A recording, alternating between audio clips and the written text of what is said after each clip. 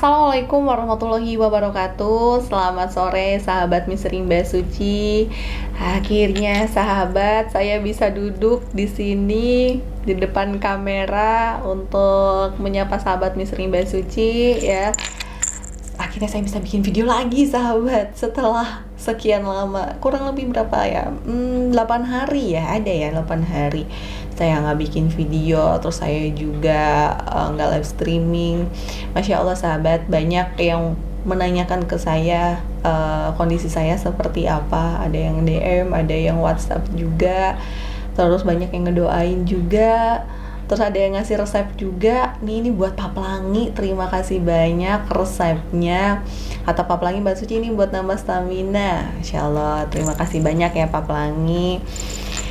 Sebegitu pedulinya nih ya sahabat Misteri Mbak Suci, udah seperti keluarga online ya. Masya Allah sahabat, terima kasih banyak ya. Sehat selalu sahabat Misteri Mbak Suci dimanapun sahabat berada. Sahabat, ini sahabat Misteri Mbak Suci khususnya pemerhati kasus Subang pastinya sudah mengikuti sejauh mana perkembangan terakhir sidang pra peradilan ya, hingga hari Jumat kemarin tanggal 15 Desember 2023, yakni proses penyerahan kesimpulan dari pihak pemohon dan termohon yang akan dilanjutkan nanti Selasa tanggal 19 Desember 2023 sahabat, pada putusan majelis hakim yang insya Allah jika tidak ada halangan ya, mudah-mudahan saya diberikan kesehatan beserta tim Misteri Mbak Suci, insya Allah saya akan berangkat ke PN Bandung sahabat, dan kita akan berusaha untuk meliput secara langsung ya nanti di sana agar kita bisa memberikan informasi terupdate kepada sahabat Misteri Mbak Suci. Jadi sahabat, dalam proses persidangan ada beberapa hal nih yang jadi catatan kami ya, yakni yang pertama, pihak termohon tidak memanfaatkan kesempatan duplik untuk menjawab replik yang sudah diajukan oleh pemohon dan tetap menggunakan materi jawaban sesuai pokok perkara yang sesuai dalam kronologi yang telah dilakukan rekonstruksi ya, atau dengan kata lain sesuai keterangan tersangka Danu. Lalu yang kedua, pihak termohon tidak mendatangkan saksi ahli untuk memperkuat penetapan tersangka yang telah dirilis dan untuk menjawab serta membantah keterangan saksi ahli yang sudah didatangkan oleh pemohon. Ketiga, pernyataan ketua majelis hakim ya kepada salah satu saksi saat menjelang sidang usai dengan kalimat, apakah keterangan 100 saksi tetap dianggap satu saksi? Lalu dijawab oleh saksi ahli, iya betul. Jadi 100 keterangan saksi sama dengan keterangan satu saksi. Yang sekaligus dalam keterangan saksi ahli saat itu dipertegas jika penetapan tersangka pada seseorang dalam suatu tindak pidana harus disertakan minimal 2 alat bukti kuat sesuai KUHP pasal 184. Terhadap 3 poin di atas, sahabat Misteri Mbak Suci, khususnya poin 1 dan 2, kami menduga pihak penyidik Polda Jabar sudah sangat yakin dan penuh kepercayaan jika penetapan tersangka pada 3 klien Pak Rohman sudah sangat tepat dan mendasar. Hal tersebut tercermin dalam pernyataan kepada saksi ahli yang hadir di muka persidangan saat itu dengan mempertegas isi yang terkandung dalam pasal 5 dan pasal 7 KUHP serta pasal tersebut bisa jadi landasan penyidik dalam penetapan tersangka selain adanya keterangan tersangka. Di sisi lain, pihak Pak Rohman masih belum merasa puas terhadap jawaban dari termohon, yakni 2 alat bukti apa yang menjadi dasar pihak termohon dapat melakukan penetapan tersangka pada klien pemohon. Kita semua para pemerhati kasus Subang tanpa harus bersikap keberpihakan pada salah satu tersangka ya, sama-sama mendoakan kepada ketua majelis hakim dapat mempelajari dengan seksama atas kesimpulan yang telah diterima dari pemohon dan termohon serta tanpa adanya intervensi dari pihak manapun.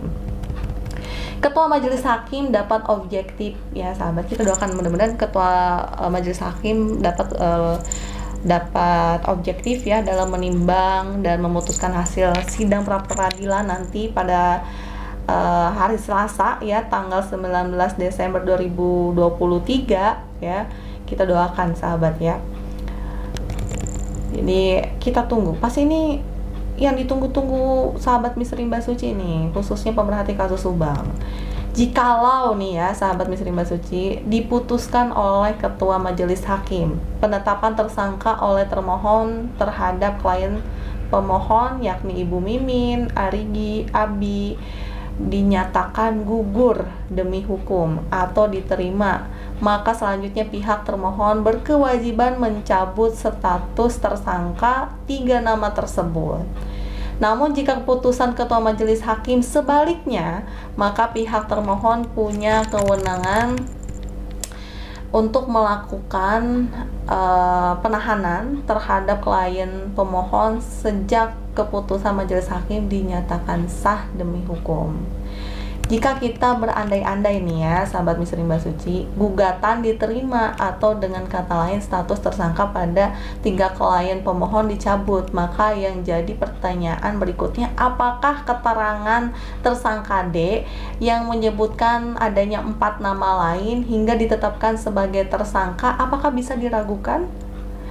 Jawabannya ya, bisa tidak. Kenapa bisa ya? Karena jika 3 tersangka tidak terbukti terlibat dengan bukti hasil sidang pra peradilan kali ini, berarti 1 nama lain yang sudah jadi tersangka yakni Pak Yosep juga bisa dipertanyakan kebenarannya.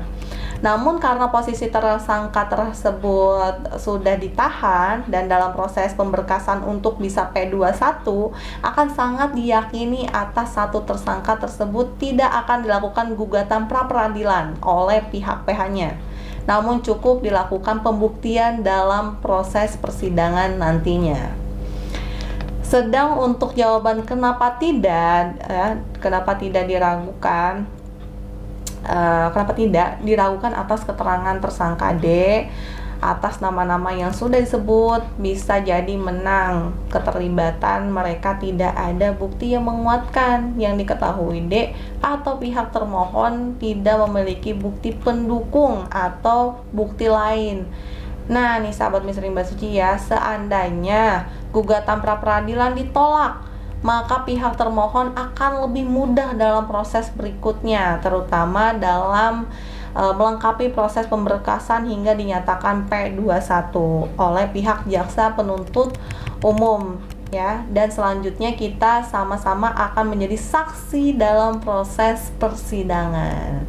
Mari sahabat Misteri Mbak Suci, kita sama-sama berdoa yang terbaik buat para penegak hukum, khususnya hakim yang memimpin jalannya sidang pra peradilan nanti dalam memberikan keputusannya di hari Selasa tanggal 19 Desember 2023, dan kepada majelis hakim dalam persidangan yang akan segera digelar bila mana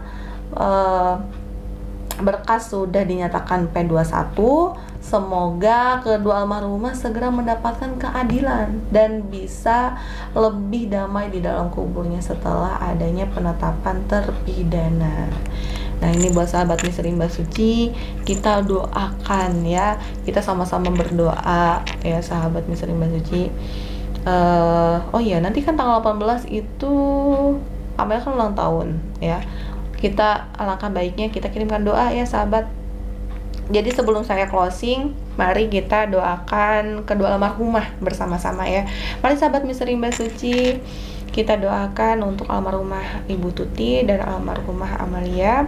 Berdoa dimulai. Oke.